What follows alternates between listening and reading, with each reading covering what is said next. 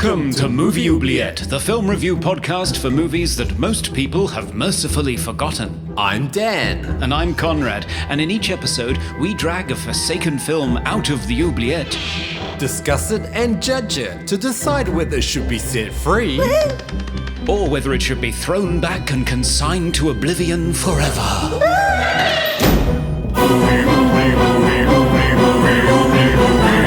We review the films others tend to forget. Come with us and open up the movie oubliette. Halloween special.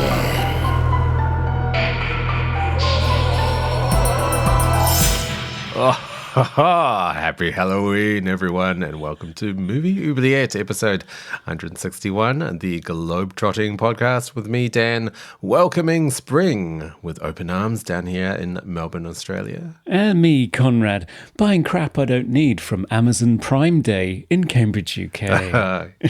It is that time of year. In this podcast, we discuss everything obscure genre film, horror, sci-fi, and fantasy, because nothing is more lovable than a shadowy, lit stranger staring into your window on your birthday. Oh, lovely. Hello, Conrad. Hello, Dan. So, welcoming spring. Yes. We have the opposite seasons down here in Australia. So everyone else is, carving pumpkins for Halloween, and I'm looking at cherry blossoms and eagerly awaiting fruit in my backyard, because we've got a new house, and this house came with fruit trees. So I have fruit on the way, which I'm excited about. Also roses in the front, which is I've been taking photos of. But yes, spring awaits. Whereas we're starting to get frost. So Yeah. Well, it's Halloween, though. Yes, it's spooky season. I hope everybody is looking forward to it this year. Yeah. You got any plans, Conrad? Well, part of me is tempted to go through Variety's recently published top 100 horror films and see if I can watch all the ones I haven't seen. Oh, wow. I'd love to do that. Yeah, there are some classics on there that I've just never gotten around to. And maybe I should. Yeah. I mean, the film that we're doing today is a classic that I had never got around to. So really looking forward to talking about that. Yes. Number 57 on Variety's list. Right. Yes. Oh, okay. Anyway, have we heard from our listeners, Conrad? What's in the mailbag? We have. Yes, we heard from Film Aficionado on Robot Jocks, who said, giant robots, jungle gyms of death, dubious Russian accents, traitorous Texans. Are you not entertained?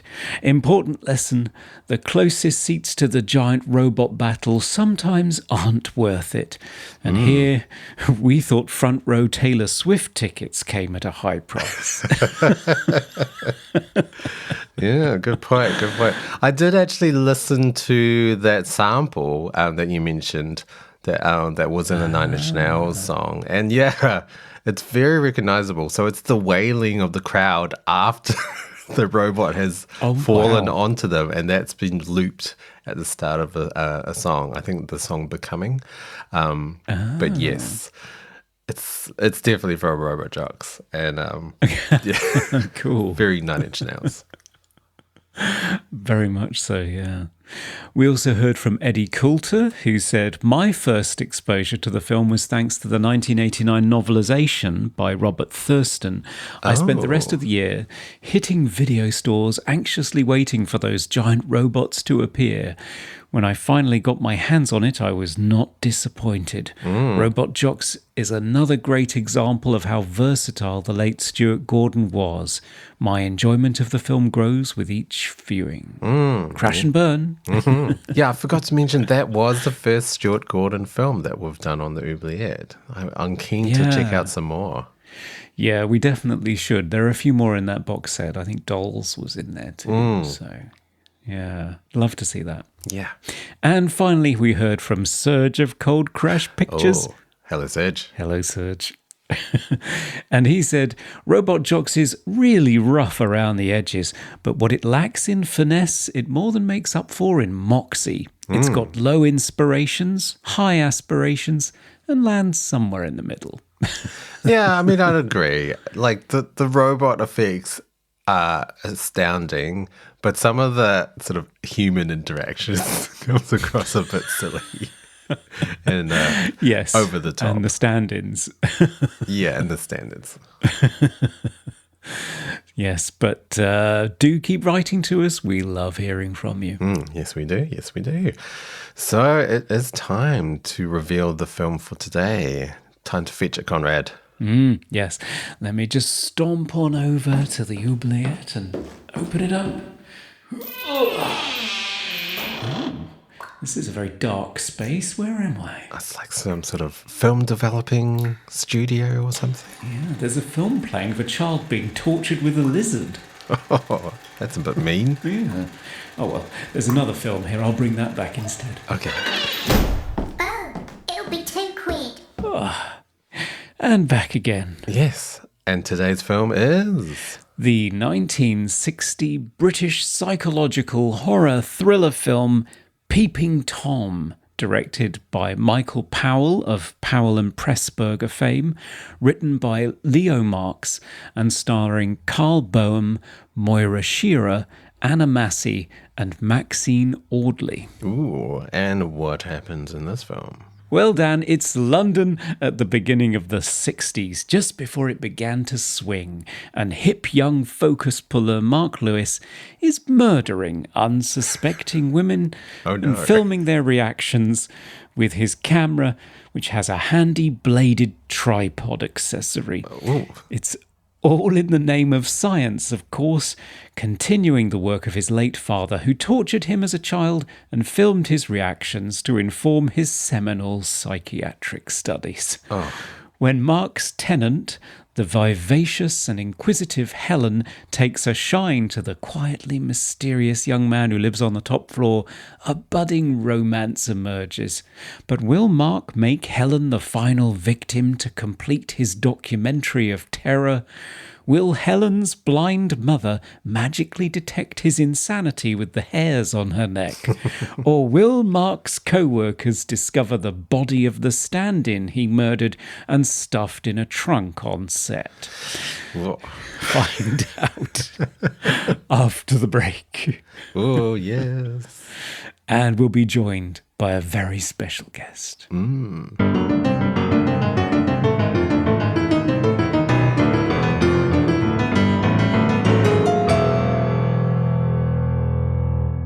Our special guest today is the director of a serial killer thriller Stephen King called Unbearably Suspenseful, a fourth-time returning champion to the Oubliette, and the subject of my intriguing vegan origin story. It is, of course, Duncan Skiles. Hello, Hey, sir. Hello, Duncan. Welcome back. It's been a long time. Thank you for having me back. I'm very happy to be here. It's good to see you guys and your upgraded, slick-looking studio spaces.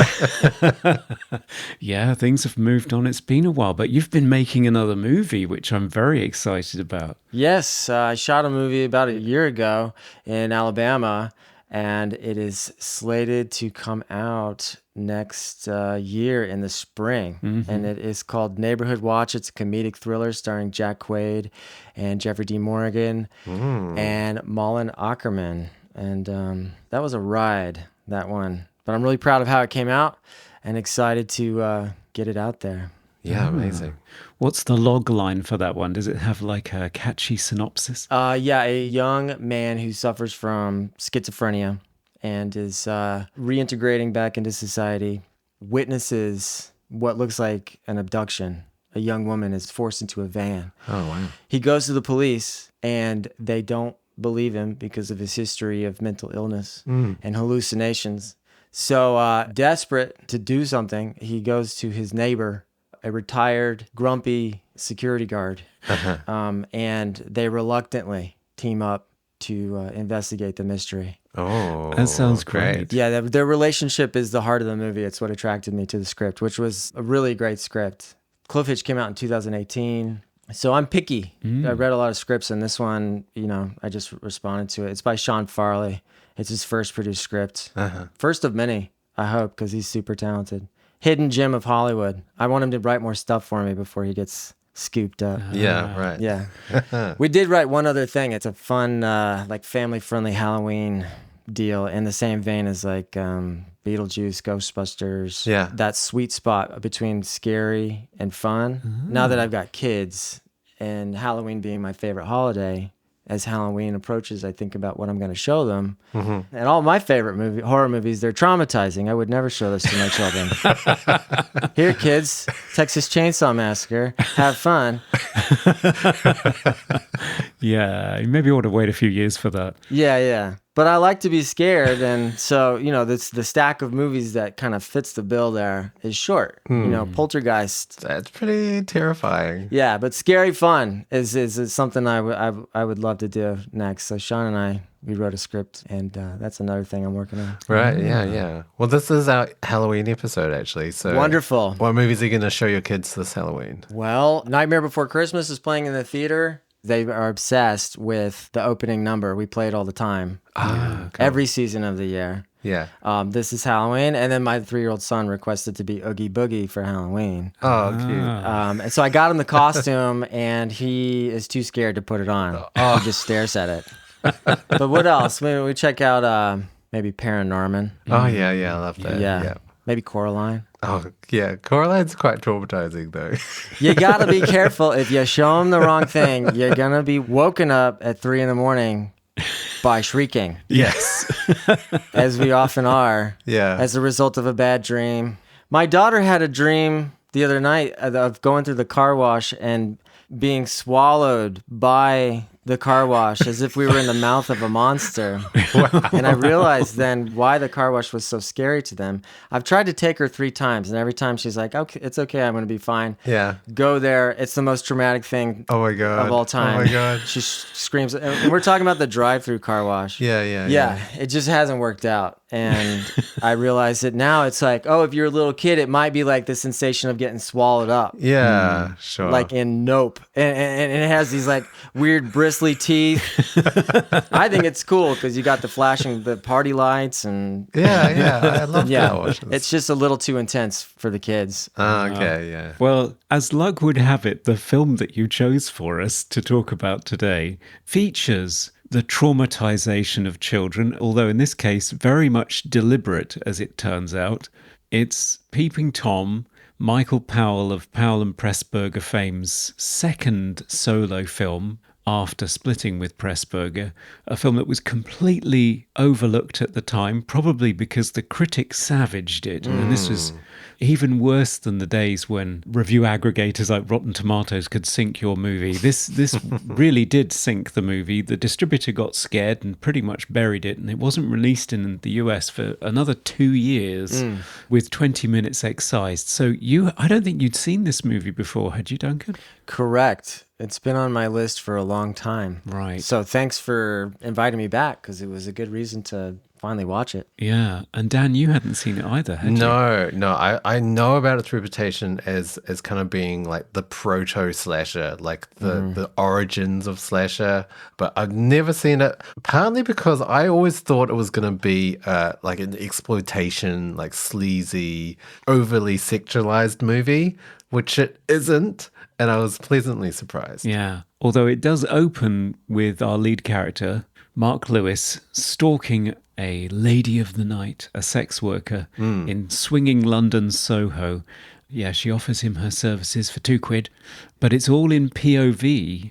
And lots of critics have pointed out this is probably what startled and horrified critics of the time, that they were being forced into the point of view of the killer and forced to sympathize, which they probably weren't terribly comfortable with. Really ahead of its time. I mean, is it the first one to do this? Pretty much. To do any kind of POV shot or just a killer's POV? See, a lot of people point at Black Christmas, but I think this predates everything, doesn't it? Yeah, Black Christmas was 74, I believe, and Halloween was 78. So like a good 15 years after. It could well be the OG for POV. Yeah. Yeah. I mean, what I did find as well, like it felt like found footage to me for a lot of it, because you're watching from the camera angle of him like stalking his victims, and it's got the sort of crosshairs on it to make it look like it's from the camera lens point of view. But yeah, it did feel like a found footage movie for some of it, which was like amazing for 1960 to have done. Yeah, it felt very fresh to me and contemporary feeling. It just, in a lot of ways, the dialogue, and it was definitely stylized, and I loved the style, but it also felt natural in a lot of ways, and that was cool. Yeah, but it didn't feel grimy to me. Like, it was quite restrained in how it was presenting the murders. Like, they never showed the kills. They barely showed any blood.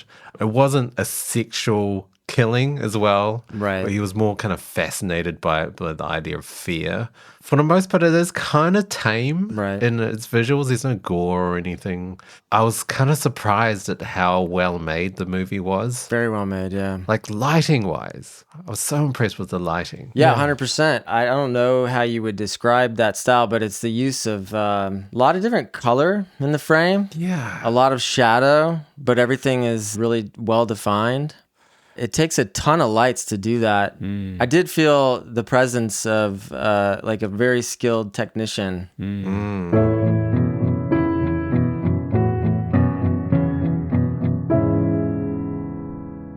I don't know much about Michael Powell or Powell and Pressburger. What's their track record? What did they do together? So they were regarded as the cream of the crop of British cinema, working at Rank Studios from 1939 to 1957. And they were churning out things like The Life and Death of Colonel Blimp and A Matter of Life and Death.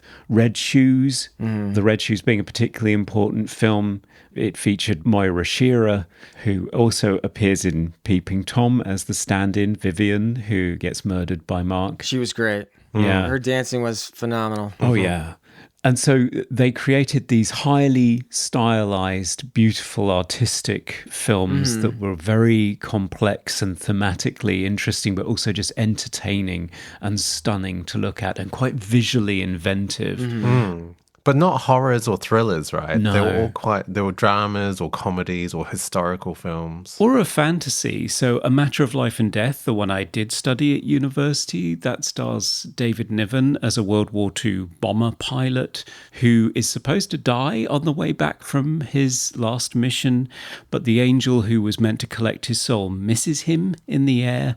And so he ends up on a beach amongst the living and falls in love with the lady who is the air traffic controller, talking him down.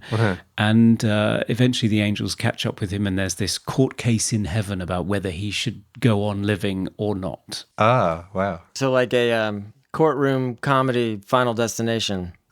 Yeah, exactly. You're sort of mixed with Ghost as well, but in the inverse. Yeah, sounds great. It's a really funny romantic comedy, and it's visually very interesting. So yeah, as soon as I saw this, I thought, okay, it's a slasher movie, but with all of Michael Powell's use of color, because out of the two of them, Powell and Pressburger, Powell was always the director, Right. by all accounts. So yeah, the very distinctive pockets of color and pockets of light, even on dingy backstage areas where somebody's being stalked. Yeah. It still looks stunningly beautiful, which yeah. is not something you would necessarily get in the 70s slasher craze. And who wrote this movie? It was very funny. Yeah. The dialogue was great. Yeah, written by a guy called Leo Marks, who originally approached Powell with the idea of making a film about Freud, but then they discovered that John Huston was already making a movie about Freud. So they explored abnormal psychology in a different way. Yeah. It's interesting that this came out in the same year as Psycho. There's a lot of shared DNA there. Yes. There really is. And whereas Psycho really took off and it's like number 3 in Variety's new list of the top 100 horror movies, Peeping Tom is at 57, has been largely forgotten. It's number 57 today. That's not bad. I mean, it's gotten some recognition as being important, right? It has, yeah, mostly because of the championing of Martin Scorsese, who fought for it to be restored and then shown in the New York Film Festival in the late 70s. And that's where its critical reputation picked up. And I think a lot of filmmakers watched it and were inspired. I can certainly see a lot of Brian De Palma in this, for example. 100%. Yeah. I mean, even some of the editing and sort of transitions were like really progressive. Like there's one scene where Mark goes to meet Helen and her mother, and he walks towards the frame and there's a crossfade, but then the camera goes through a lace curtain into the room. And I was like, cool. wow, that's interesting. That's Yeah. not something I would expect in a movie of the 60s. It's almost like the camera's going through the window into the room, which was interesting. So kind of playing on the idea of always being watched and everyone being monitored. Yeah. And there's some sort of match cuts. There's like pouring of a drink at one scene that To his beaker of chemicals. yeah. Yeah. It's like quite an interesting film. Like there's a lot of interesting edits and ways of blocking in the film that I did not expect. Some good comedy cuts too. Like when we go to the movie studio, which was one of my favorite parts, because I love movies about movies. Me too. Me too. They tend to not do well. But I dig them. So like the behind the scenes movie making stuff on this was really fun and fascinating. And there was one bit where I think where the studio head says like, if you can see it and you can hear it, it's good. You just need one take. And then it smash cuts to a director doing like 57. He's on take 57 of a lady fainting. And then there's another bit where there's a psychologist on set and he's like pointing out, oh, that's a very interesting extra who led the leading lady in. I'd like to talk to him. And then the cop's like, that's the director. And I feel like that's probably Michael Powell just like ribbing himself a little bit. Is that a dig at Hitchcock as well? Like it Maybe. felt like it was kind of parodying Hitchcock and how he directed. I'm not sure. It could well be, because he did look a bit Hitchcockian as well, that guy. Yeah. So by all accounts, the film within a film that you're watching being produced is Michael Powell's savage satire of the sort of films that Rank Studios was producing now that Powell and Pressburger weren't there anymore. Oh, okay. right. These sort of fluffy situation comedies with women fainting whilst trying to shoplift, silly, trite, badly produced, rushed films that weren't going to amount to anything and would bring down the British film industry, which they did. Okay. He's getting his shots in. Yeah. Pal's coming in hot. Yeah. And the guy playing the director, Esmond Knight is the actor's name, and he was partially blind. Yeah. And that was a joke as well, that the director's blind. I noticed that. Yeah, he had one non-functioning eye. Right. Yeah. Wow. And he wasn't the only blind character in the movie. No. So Mark lives on the top floor of his childhood home and he's rented out the rest of it. And among the tenants are Helen, who becomes his love interest, so to speak, and her mother, Mrs. Stevens, played by Maxine Audley, who is fabulous. She's great. Yeah. She is constantly day drinking. Complaining about the price of whiskey. Yeah. What are you worried about? The price of whiskey. Anything else? What else is there? She's great, and she's able to determine that Mark's not a nice guy from the way that he walks in the room upstairs. Yeah. She has those heightened senses. She had a Yes. dark streak to her too. She had something. I felt like she knew something about Mark because there was something inside of her that was just receptive to that. Yes. Yeah, she said a lot of like quite profound things. Like one of the quotes I wrote down was when Helen was asking her, "How'd you know Mark was at the window?" And she replies, "The back of my neck told me, the part that I talk out of." What does that mean? I don't know. That was a really interesting line, but I was trying to interpret that. Yeah, it's a British phrase, and I think it's very much the censor-friendly version of talking out of my arse. Oh, it's a British phrase. Interesting. And when she said, "Be back in 5 minutes," and I won't even finish this one, was she saying, "Come back soon so that I won't drink too much" as an incentive? Yes, I Yeah. think so. That was my reading of it. Okay. Yeah, I watched the film twice, and there were a lot of lines that I picked up the second time that I still don't really understand. But it's a very dense dialogue. I loved Mrs. Stevens as well because she was on the same. I felt like Mark felt like he was totally in control of his life and everything he did, and no one could sort of match his caliber of intellect or whatever, but Mrs. Stevens did. Like, she was able to sense his wrongdoings from her lack of sight and listening and being able to sense that he was there. And it was an interesting dynamic between the two, especially when she confronts him and she's in the shadows of his room. She's crept up there, and I did notice her silhouette at the start of that scene, and I thought, is that a person? And and then it was a person. When he's shown the light on her, that was the biggest scare for me. Oh, really? Whoa. Yeah. Yeah. Pretty amazing how that scene was shot, lighting wise. There's a part of the scene where he plays the projection, but she can't see it, obviously. And he kind of walks in front of the projector, and the projection of the victim on his back looks really menacing and like demon-like. That was a great shot. It's just great filming. Yeah.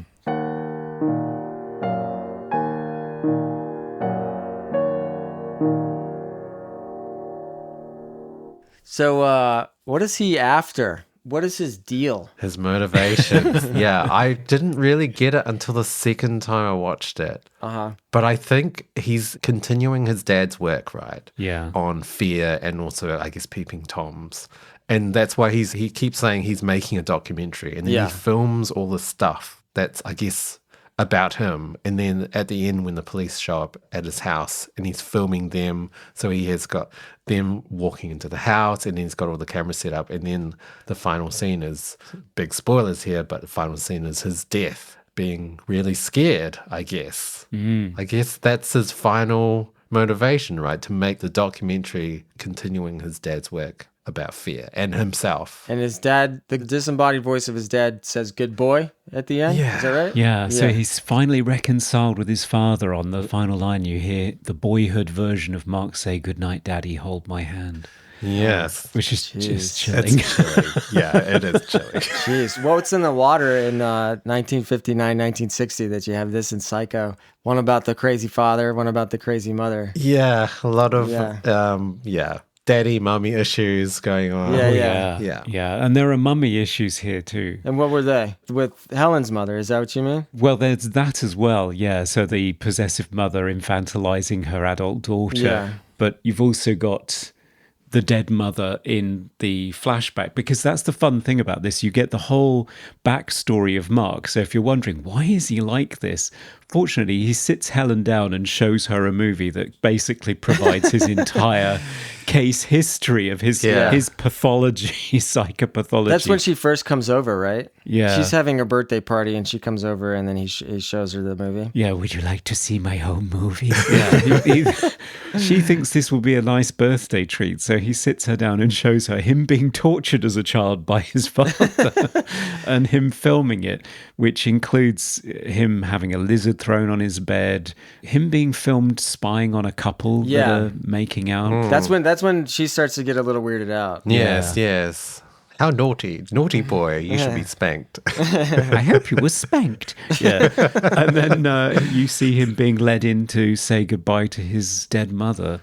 And of course, all of these scenes are heightened by the fact that the father in the movie is played by the director Michael Powell himself. Oh, really? The young version of Mark is played by his son, Columba. Oh, man. And the dead body of the mother is played by the mother, like his wife. Oh, my goodness. So he kept it in the family. Yeah. We're getting meta here. Yeah. Was this a therapeutic act for Michael Powell? He's turning out all these like studio comedies and then he just is like, now I turn the camera on myself. Witness the full horror. Yeah. There was a question about that because there was a sense of this very buttoned down, by all accounts, emotionally inexpressive British man just suddenly letting all of his demons out on film, and people were just mortified. And I mean, this ruined his career. He never made another movie in the UK again. Yeah, he made a couple of Australian films, bizarrely. Yeah, that's the only place he could get funding. So yeah, this was Michael Powell's undoing because everyone thought that he was holding a mirror up to himself and everyone was pretty horrified. Whereas I think he was holding the mirror up to the critics and to the public in terms of why do you enjoy watching this?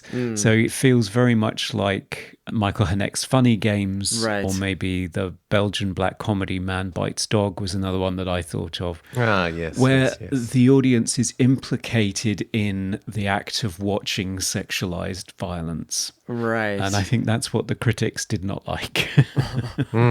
I think it was his attempt to create a simultaneous critique and also a new modern style of horror movie making. Because, of course, at the time, Britain's horror scene was pretty much full of gothic horrors from Hammer, yeah. which is very different from this, which is very modern, very much shot in a cinema verite style, which, as you say, Dan, looks like found footage to us. For me, why it feels so fresh still is like some of the shocking moments are still very shocking. So, like how he kills his victims it's quite elaborate. So he films them while he kills them.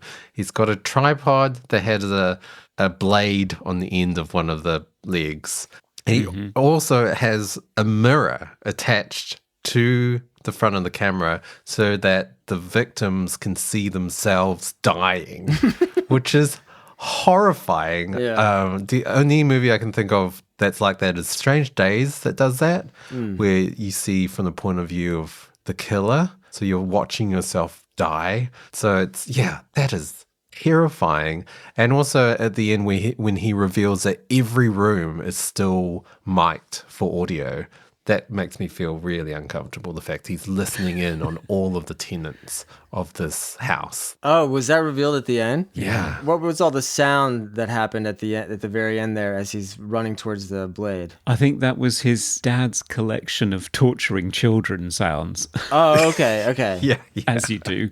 Yeah, he had a like a tripwire system so that like the flash bulbs were going off as he approached taking still photographs, I assume. Yeah. So he's going to have like a little animation of himself walking towards the blade. Yeah. The thing about the violence in the movie, I think it's like intellectually cool, but it's not realistic. You know, it's like if somebody was coming at you with a blade, you would run. Just run away, yes. Right. You wouldn't just stand there. You would move sideways at least. Yeah. But this is true of so many films that have used this technique. Like Halloween, you know, opening sequence, little kid stabs a girl. Friday the 13th, girl gets stabbed in POV. Yeah. And they all kind of like cower for a while as the camera is approaching them. In reality, you would do whatever it takes to get out of that situation. Oh, of course. Yeah. So I mean, I feel the same about Psycho as well. The shower scene, as cool as it is technically, it's just not real. It doesn't feel. It's like she's like Yeah. And she's getting stabbed. Yeah. Getting stabbed is like one of the nastiest ways to get killed, and people fucking fight. You know, like, and it's dirty, and it takes a long time. Yeah. So I always I can appreciate it on an intellectual level, on a metaphorical level, but there ain't no way somebody's getting in the throat one time and then they're dead. Yeah. I mean, I think you have to also consider the fact it's the 60s. Yeah, They're not going to go for realism. right. Nor do I necessarily want it. Yeah. But yeah, even in those movies post 60s, like it's, no, don't stab me. Yeah. Hang on a minute. Let me show you my back. Now do that. Yeah. For me, I always found slashes the most disturbing in terms of horror, in terms of deaths. Like, I think The Blade is a horrifying way to go. And it took me a long time to finally appreciate slashes. And it's bloody as well. It's a really bloody death. Yeah. So, like, even watching the Scream movies, when I first watched them, I was traumatized. Yeah. There's just so much blood, and it's screaming, and you don't die in just one stab. It's multiple stabs. It's not a good way to go. Yeah. The Scream series has some drawn out stabbing sequences, and I can't really enjoy them anymore. 'Cause I think I have empathetic pain when I watch movies. So if somebody gets stabbed, I kind of feel it. You know, and if bleeding out, it's just like, I don't know, I've got this like connection to the sanctity of the human body. Like I don't like to see them get messed up in that way. Me too. But it's weird. I saw In a Violent Nature, which has the most insane slasher death I think I've ever seen. Oh, wow. But at that point, it's just like art. it's like the most creative thing you can think of to mangle somebody's body. Yeah. It becomes silly at that point. Yeah. It's an achievement of prosthetics and gore effects and coverage and editing. And so I can enjoy it when it goes to that level, but somebody getting stabbed really slowly with a knife, I find to be unpleasant. Yeah, me too. Yeah, it's the same with the Terrifier movies. Like, it's just like, this is just prosthetics and like buckets and buckets of blood, but it's not realistic. It's gory for sure. I mean, it's sawing someone in half vertically is not fun to watch, but it's like, yeah, it's theatrical, I guess. Yeah. I've not seen any of those movies. Are they worth checking out? They're fun if you like lots and lots of gore. Yeah. Like tons of gore. Yeah. They've done really well. Yeah, they have. Yeah. Art the Clown's pretty iconic. He's scary looking. Yeah, he's a pretty modern iconic killer. Which is cool to do. Yeah, for sure. It's cool to be able to create that with, as full as the cultural canon is, like to come up with another icon is an achievement. Yeah, definitely. Yeah. And not just recycling the same. Right. We got Michael Myers Again. and Jason Voorhees again, and a new Freddy again. Did you guys check out the Halloween trilogy reboot series? Yeah, it just got progressively worse. I don't know. Well, the third one went in some weird direction with that Corey character that I kind of appreciated. I appreciated it if it wasn't in that if it was a completely separate movie and not that franchise. Yeah. That would have been cool to see. What I loved about that, though, was the opening titles were in the Halloween 3 font. Right. So I got really excited because I thought, are we going to do something completely different? And Michael's not even going to be in this one? Right. But no. I think that's what they wanted to do. That's basically what it is. So. Like, Michael's not really in it. Yeah. It's the only one I find interesting. The second one's a real chore. Second one's terrible. The first one's just a reboot. It's just a soft reboot. I think you can get a lot of mileage out of just like good Halloween B-roll. People still watch the opening credits to Halloween 4 every season because it's these really great shots of Halloween decorations in a rural setting, and they're really well photographed. It's like that perfect atmosphere. And I think that's what a lot of people go to those movies for is just kind of like the Halloween vibes, Yeah, So if you get that part, you can really get a lot of mileage out of it. Yeah. I'm gonna do a whole movie that's just Halloween decorations. That's what I'm plotting out here. Yeah. Sounds good to me. Yeah. Box office smash. Now it's time for random trivia. So, Dan, what fascinating piece of trivia did you develop in your snuff movie dungeon today? Well, my piece of trivia is about Maura Shearer. So she plays Vivian. She's actually a professional Scottish ballerina. So she used to dance under the Sadler Wells Theatre Ballet and did some really renowned ballets, Sleeping Beauty, Coppelia, Swan Lake, and Giselle. And yeah, her first film debut was The Red Shoes, that movie that you mentioned, Conrad. But yeah, so she was very trained in ballet, highly trained. And that's our trivia. It is.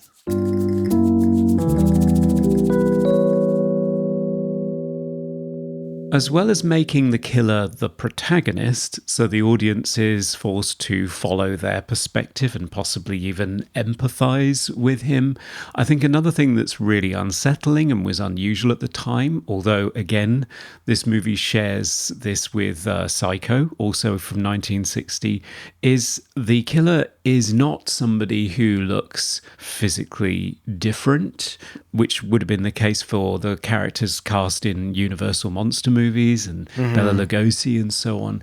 It's a young, handsome, clean-cut guy who looks fairly unassuming, but secretly is also a killer. And I think this is one of the first examples of doing that. And I think it's a really good way of unsettling the audience. Yeah, particularly when he transitions from the sort of meek, eager photographer persona to the cold, locked-in persona that he gets once he's sort of got his stuff set up. I felt it in the sequence with the stand-in. She's doing her dance, and he's kind of like arranging things. and she's somewhat disconnected from what he's doing. She doesn't really clock what's going on. At a certain point, he just is no longer that mousy guy. He's got that look in his eyes like, all right, this is going to happen. And that control, that dark control energy, that spooked me. That's good. It is confusing as well because he is very likable. Yeah. Like he's kind of stepped on by everyone else, but he's a very nice guy. He treats Helen quite well. He takes her out to dinner.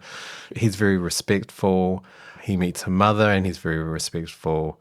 I do find in movies where you're following the killer and you're supposed to be sympathetic towards the killer and you see them killing these despicable people. So I'm thinking of movies like Maniac. With Elijah Wood, where he's killing people that are just unlikable anyway. So it's almost like, you're doing good work. Right. Or you have killer movies where they kill sex workers or like, druggies and stuff like that. Whereas Vivian's not a bad person.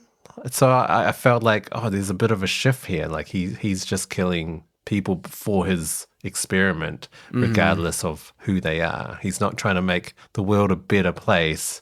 It's all for the cause, I guess. She was available. Yeah, so it is more disturbing in that scene when he does shift to be like, I've got to do this. Yeah.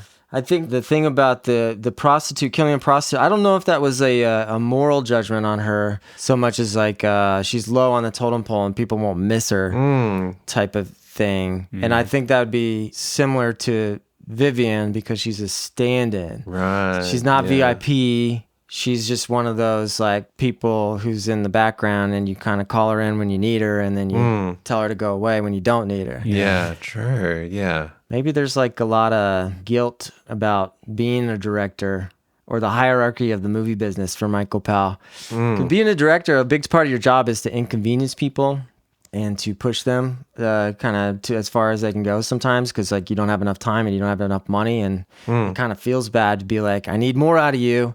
And you try to do it in a positive way to, like get everybody inspired and feel like they're working on something great together. And that way it flows naturally, But it is like demanding to be demanding. Like, sure. You gotta be comfortable with like pushing people. Right, yeah. I think there was also a comment at the time about being a director and doing absolutely anything to get your shot, even kill yourself. Yeah. Impaling himself to get his perfect shot at the end of the movie. This is totally about being a director, man. He's like, it's not good enough. And he does say to Helen, I think, I hope to become a director. Yeah. And this movie did kill Michael Powell's career. Yes. As a director. It was like he was kind of running towards his own death as well. Yeah. And the director in the movie's like doing 60 takes of somebody fainting, and it's about perfectionism. Yeah. And it's about the fear of failing as a director. Yeah. Yeah, I love the callback to that because you've had the 57 takes of her not fainting convincingly. And then finally she screams and faints on the discovery of Vivian's body in the trunk. Right. And he shouts, silly bitch. She's fainted on the wrong scene. Yeah. I don't see how anybody could really be disturbed or offended by this movie. I mean, you have the mother saying, you need to get help. Like, there is awareness in the movie that this is a sick man who's been damaged by his... It doesn't in any way celebrate it. No. Or glorify it like so many slashers do. Yeah. It acknowledges that this guy is damaged. And also, like, he's trying to get discovered, right? Like, he hides the body in a trunk to be found. And film the reaction. Yeah, and film the reaction. At the end, he knows he's being followed by the police, and he sets up a murder that will be easily found by the police as well. So he is trying to be discovered by the police for the final scene, right? Yeah, he needs it all to come together to finish his movie, right? Yeah, wow. So it's a very deep tragedy, really. Like he is planning his death the whole movie. Yeah, it's very sad. It is very sad. I wouldn't disagree that it's kind of depressing, but it is. I don't think it's bad for society. No, I think it's also, it's pointing out the sort of scummy parts of society with the views and guys like always looking at pinup girls and stuff like that. So it kind of highlights things that we don't want to talk about. Yeah. That are there. Especially in Britain. Yes, exactly. And then just the idea of him like peering in windows, or they walk past a girl dressing in a window at one point. Yes. Or they go past the couple canoodling in the shadows. Like it's like, Yeah. that exists. It's just part of life. The canoodling or the staring at the canoodling? I mean, Or the both. staring's probably not great. Yeah. But I guess that's the whole point of the movie, right? It's called Peeping Tom. They were out there, man. They need to get a room. I know. They do. They do. That's on them. That was a funny little sequence where he kept they were out on a date and they kept running into these little vignettes of that he would stop and stare at, people making out. Yeah, and, that's right. Yeah. Like a cute little window set up, and he'd stop and look for a minute and be like, no, that's not for me. And she'd be like, good job.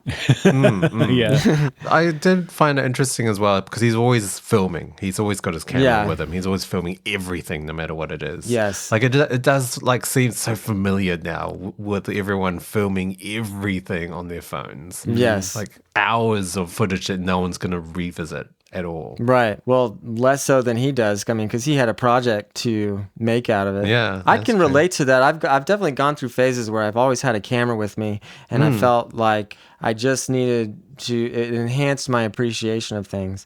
And I'll take like a little rangefinder, and I just it was light, and I always had it around my neck, and it just there's something about being able to like put it in a viewfinder that crystallizes an experience. I don't know. I haven't really like analyzed whether that's healthy or unhealthy. I mean, definitely like if you're doing that into a stranger's window, that's not good. No. Yeah. Yeah. Yeah, I mean, I would say this movie would be loved by filmmakers, right? Like, Yeah. people studying film would really appreciate this movie. It totally makes sense why Scorsese loves it. Oh, It's a God, movie. yeah. It's a movie about movies and making movies and self-examination. I haven't seen The Fabelmans yet, but I've heard that it's very much an examination of like that feeling of always having to have a camera on you and being unable to live life without a camera. And in some ways, it's a blessing because you're so talented at it, and you can make beautiful things. But in some ways, it's also a curse. Like you can't experience life without a lens in front of you. Yeah.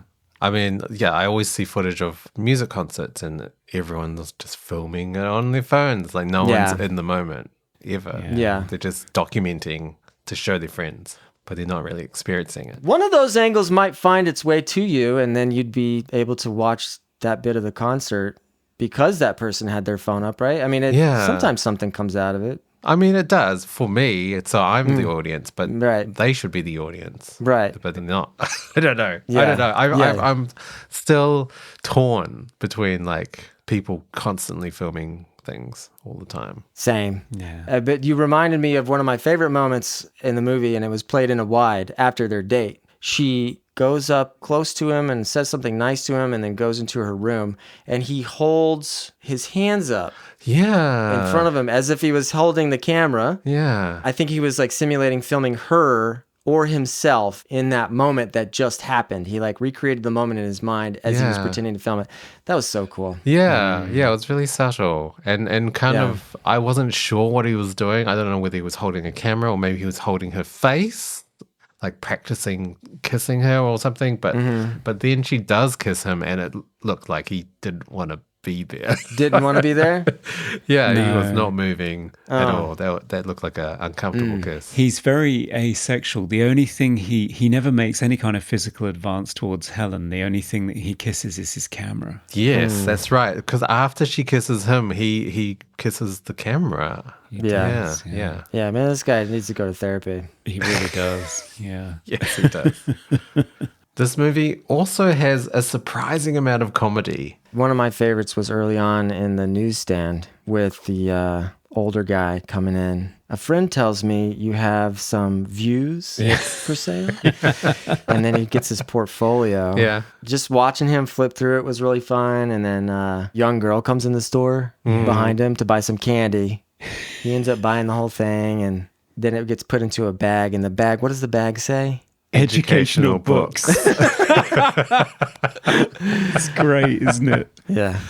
That's amazing. I'm sure it was educational for that man, because I'm not sure that his wife did any of those sorts of poses in her spare time, but who knows? I thought that was really smart to place that scene near the beginning of the movie because it kind of implicates the entire world. Like everybody's kind of a perv. It does. Yeah. And it's a side of London and a side of Britain that nobody had really spoken about before. And I think that, again, that was probably not something that people were comfortable with, along with casting a so-called glamour model in the movie. That caused a little bit of a shock. So Pamela Green, who appears as the model that he's taking photographs of, Mark, in Over the Top of the Newsagents as his second job.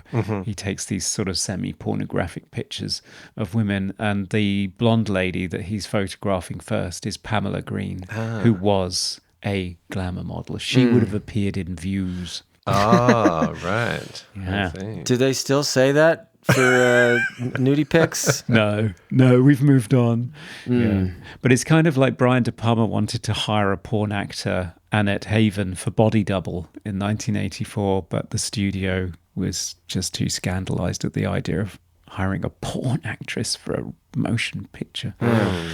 Who has anybody successfully made the transition? Sasha Grey was in a Soderbergh movie called The Girlfriend Experience, which I never saw, but I heard she did well in that. Oh, okay. You know, people have gone from wrestling to movies successfully. Wrestling all the time, yeah. Yeah. I've known actors that have gone into porn after their career didn't take off. That'd be interesting if somebody was like really in porn and like became a legit actor. That'd be kind of cool. Yeah, I don't know. Yeah. Coming to you live from the Movie Oubliette Theatre, it's the prestigious Mobley Awards. Hello, it's everyone's favourite part of the pod, the Mobley Awards, where we nominate our favourite childhood trauma parts of the film in a number of morbidly scoptophilic categories. Best quote. My favourite, so Duncan, you've already alluded, well, you've already mentioned the scene, but it's a scene with a shopkeeper at the start. And Mark is arriving late, and then a shopkeeper asks Mark what magazines they sell the most of. And then Mark recites back to him, he says, "Those were the girls on front covers with no front covers on the girls." Good call. And then he says, so he ties it in with his job performance. Yeah. He's like, and that's how you should do your job. And I didn't know what that meant, but Yeah. but the delivery is always so great, you know? Yeah. My favourite quote was one from Helen's mother, who doesn't have a first name, it appears. And she says of Mark, "I don't trust a man who walks quietly." Yes. Yeah, because then Helen says, "He's just shy." And then she says, "No, he's stealthy." I got another one for Helen's mother when she said, "The blind live in the rooms of those who live above them." Yeah, that's right. Yeah. It sounds incredibly profound, but I don't know what it means.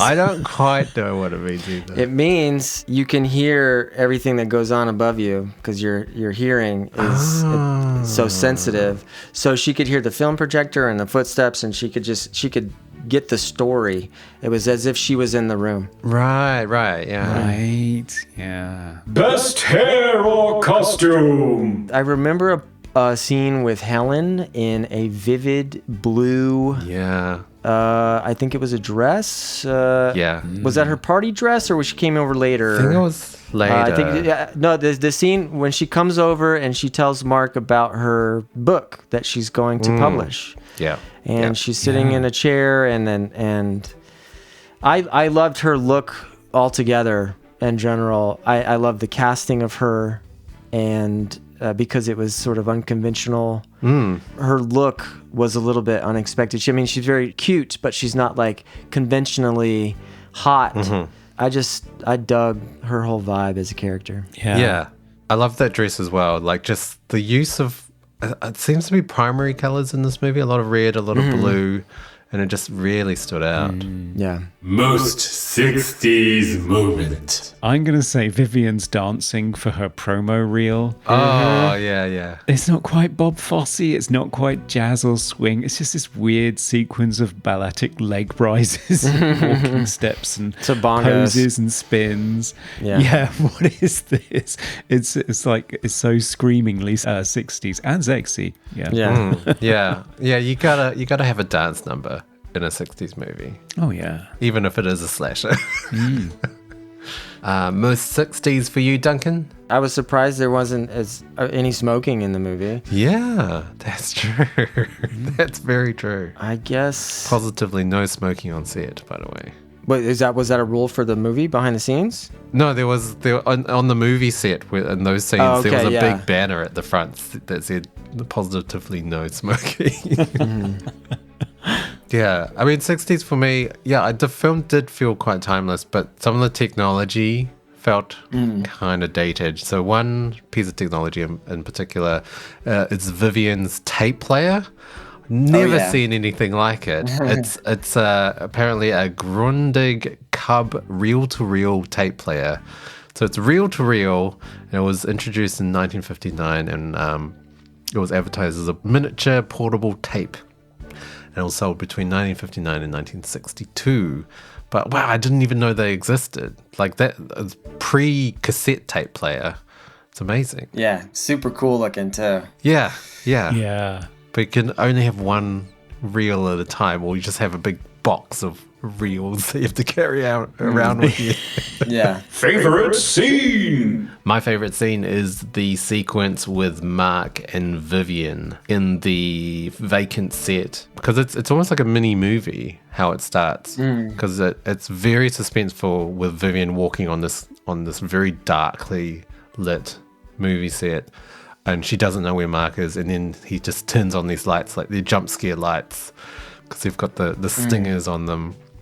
And then he descends from this lift, and is really kind of menacing in the shadows. And then it becomes really fun with her dancing, with the music, and then it gets dark again. It's just like this really nice, like 3-act structure scene. Yeah, that was great. That's perfect. Yeah. I think I like the making of the movie, and probably the sequence where the director is making up stuff with the actress about which trunk you're going to look at. Oh, yeah. He's basically blocking out the scene, and Mark is kind of going through them with a tape measure.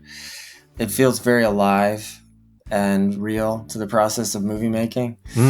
Right. And it leads to a reveal of a body that he films. Yeah. So I really dug that. Yeah, I thought the details of the making of the movie were really rich, and it's cool to kind of like see how things were done then. It seemed very authentic in this movie. Yeah. And favorite scene for you, Conrad? My favorite scene we've mentioned before, which is when Helen's blind mother confronts Mark, and That's good. it's just because it's such a brave, dangerous, tense, and weirdly sexual scene. There's something very Oedipal and odd going on there. I don't know if she wants him to kill her or screw her. And he's got his pointy stick, and she reveals that she has a stick with a point on the end of it as well. Yes. So it's all terribly phallic and Freudian, and yeah, I don't know. The whole scene is so tense. That was the one moment in the film where I felt a really palpable sense of danger for a character that I cared about. Most cliche moment. Okay, Duncan had to go, unfortunately, so He'll be back for the verdict, though. he'll be back for the verdict, but we had to do the last 4 categories of the Mobley Awards without him, sadly. But Dan, biggest cliche. I don't know whether it is a cliche, but killers always have mummy or daddy issues. I mean, yes, you see it in Psycho and in this as well. I can't really think of any other movies, but it seems to be a cliche. It does, yeah. At least this time it's daddy's fault rather than mummy's. Yeah. Because I can't tell you the number of the times that the women in my life have rolled their eyes when they've realised that the killer is deranged because their mother did something. So, for God's sake. yeah, yeah. Not again. Cliche for you. Mine was The Blind Seer. Ah, yes. Yes, Yeah. the person who is blind, but somehow all of their other senses are heightened in an almost supernatural way. So Helen's mother can sense Mark through the window, even though she can't see him. And I'm also thinking of just ridiculous films like Krull, where you have a blind seer who can see the future. Yeah. And Matrix Revolutions, where Neo can see the future after he's blinded. And Okay, yes. Once you take one sight away, everything else heightens. yeah, to a supernatural level. Yeah. Weird. Daredevil. Yeah, no, that's true. Start doing martial arts. Yeah, Helen's mother doesn't quite do that. I think she's too sourced for that. But Best special effect. my favourite special effect in the movie is one that you possibly might not have noticed was a special effect, which is the pens falling out of Mark's pocket when he's hiding in the rafters. Yes. So Powell was experimenting with how to get that shot to read well with the depth of focus and the slow motion, which is difficult with objects that small. So actually they're all enormous replica pens and pencils that are falling through the air, being filmed in slow motion, because that gave them the weight and the size that they needed to be able to keep the focus. And, they're actually bigatures, so to speak. Really interesting. I did not notice that. I thought it was very, very well shot scene. Yeah, it's seamless, but it's that's not a real pen.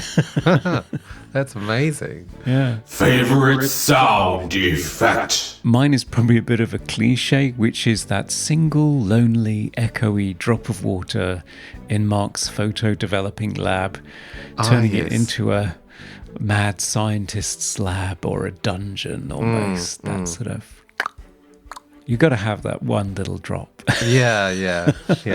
One sound I did want to point out is the camera turning on when he starts filming his victims. That sort of the tape reel sort of spinning around, because it always precedes his murders as well.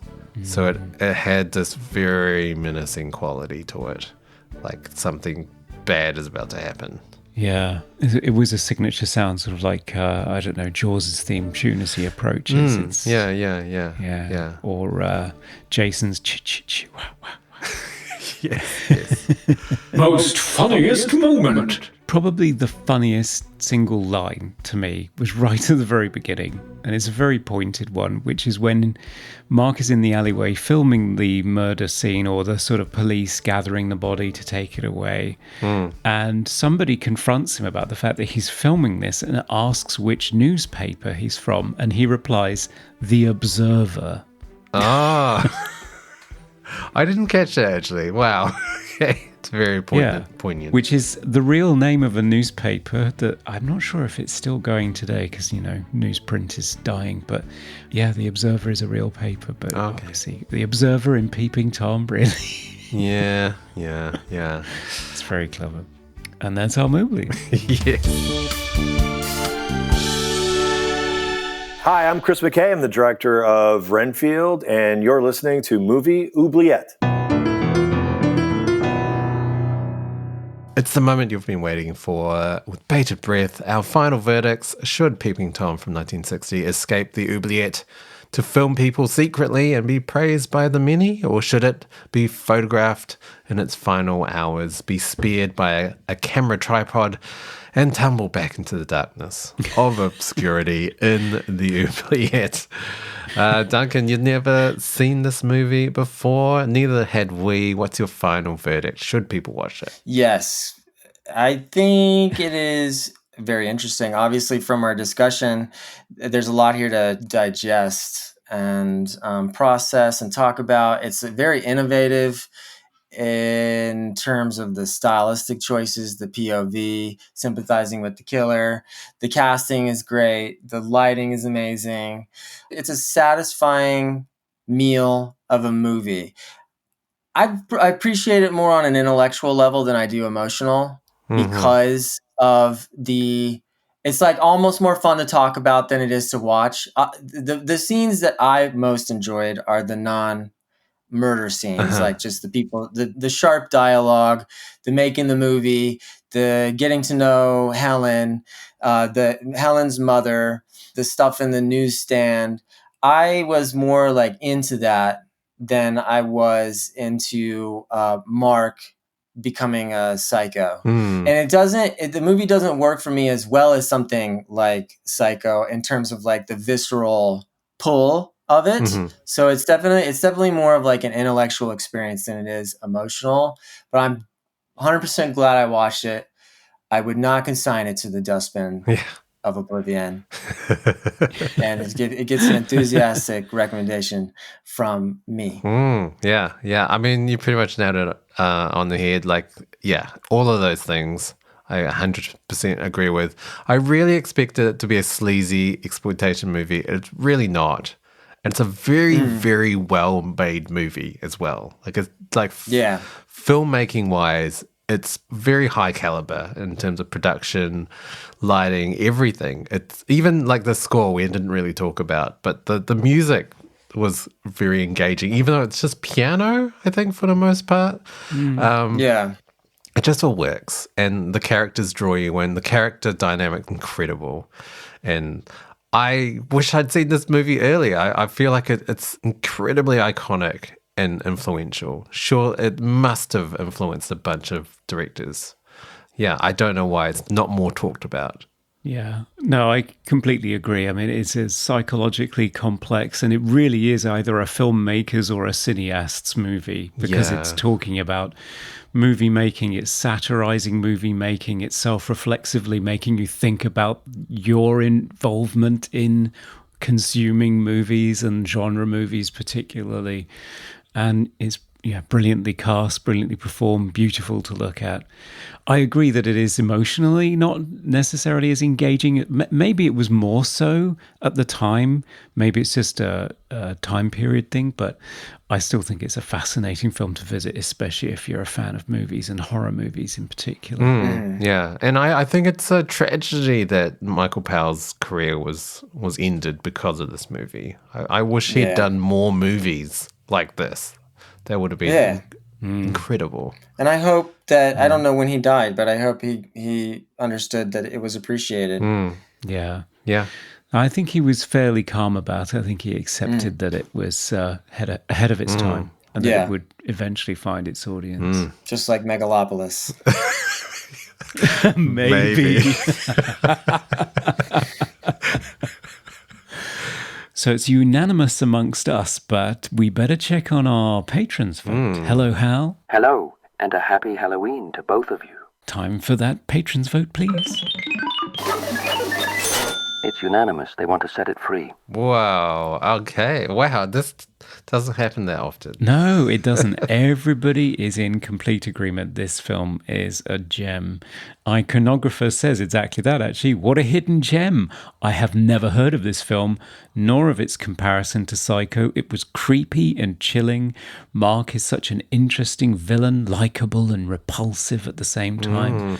For me, the most terrifying part of the film was watching Moira Shearer as Vivian do her dance in those kitten heels. Was she going to fall flat on her face, fall off the stage, or fall onto Mark's tripod of terror? Release this movie from the oubliette and let it peer into the windows of the unsuspecting. Yes. So I guess we better set it free. Okay. Goodbye. Goodbye, Peeping Tom. Well, thank you so much for joining us again, Duncan. It's been a real pleasure to have you for our Halloween always episode. A great pleasure talking to you guys. It's really fun to just vibe on movies with two fellow cinephiles who are great to talk to. Appreciate you. Thank you. Thank you. Well, we're looking forward to your new movie. So Neighborhood let Watch. us know when you have a release date. So sometime spring 2025, most likely. Jack Quaid, Jeffrey Dean Morgan, Neighborhood Watch. Great. Look for it. Watch out for it. Yeah. They changed the title to that shortly after we delivered the movie. And when they told me that, I was like, isn't there a movie called Neighborhood Watch? Yeah, isn't there one with like... So it's called The Watch. Oh. And from what I understood, they changed it to that because this was like around the Trayvon Martin times, and it was like unsettling association with a neighborhood security force because I think Trayvon Martin was murdered by somebody who was like looking out for the neighborhood. Oh, okay, right. Yeah, so it was that they just changed it to The Watch. Okay. And now we have the title Neighborhood Watch. Okay. And, it tags it as a comedy, which it is, but it's a mystery. Okay. It's an exciting mystery thriller comedy. Okay. With a heart of gold. Wow. Check it out. Can't wait. Yeah. Yeah. And listeners, if you want to follow us, Movie Oubliette, you can find us on all platforms as Movie Oubliette, and you can email us directly, straight to the source, at movie.oubliette@gmail.com. Yeah, get that direct line in. And if you want to nominate films for us to cover in future episodes and get extended portions of the show, head on over to Patreon where you can support the show and get all that stuff for $1, or for $5 you get our monthly minisodes and the chance to vote on the final verdict, or for $10 you can be an executive producer and thanked at the end of the show, like Chazilla, Eddie Coulter, Isaac Sutton, Dr. Doggy, Serge, Iconographer, Ryan A. Potter, and Evan Goodchild. Yes. We've got merchandise on Redbubble, anything and everything you could want with our logo on it. And we've got a YouTube channel as well. Check it out. Yeah. And if you haven't already, give us a rating and review on whatever platform you are listening to us on. And it does help to spread the word. It does. So it is time, Conrad, to reveal the movie for next episode. What are we doing? Well, we have put it to the patrons' vote, and they've been nominating a whole host of fabulous choices for us to put on the Oubliette Roulette. We've got things like Alien Nation, Looker, Dracula's Daughter, Horror Express, Dolls, another Stuart Gordon movie. Ah, yes. Quatermass and the Pit, The Guyver with Mark Hamill, Dark City. There's loads of great stuff on there. Cool. So let's give it a spin. All right. There it goes. It spins and spins. What could it be? Quick. It's No Escape. Oh, I haven't heard of this one. And so I have, because I've been talking to Boss Salvage, who nominated it several times in the past. But it's a 1994 science fiction film. I think it's escaping from a futuristic prison. Right. And it stars Ray Liotta, Lance Henriksen, Kevin Dillon, and Ernie Hudson. So it's like loads of great actors from the 90s. Produced by Gail Ann Hurd, directed by Martin Campbell. And it was just released on 4K, and I bought it, and I haven't watched it yet. Right. Yeah. Okay. I'm keen to check it out. Yeah, me too. It's set in the futuristic year of 2022. Oh, okay. It's 2 years ago. Great. Yeah, but no, that's going to be really fun. Have we done 90s for a while? Feels like we haven't. I mean, I think technically Robot Jocks was 1990. Oh, yeah.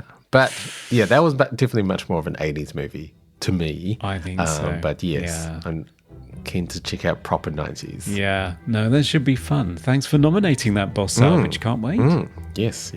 And thanks again, Duncan, for joining us. It's been amazing as always. Thank you, guys. I'll see you next time. Happy Halloween, everyone. Bye for now. Goodbye. Bye. We review the films others tend to forget. Come with us and open up the movie Oubliette. Naughty boy. I hope you were spanked.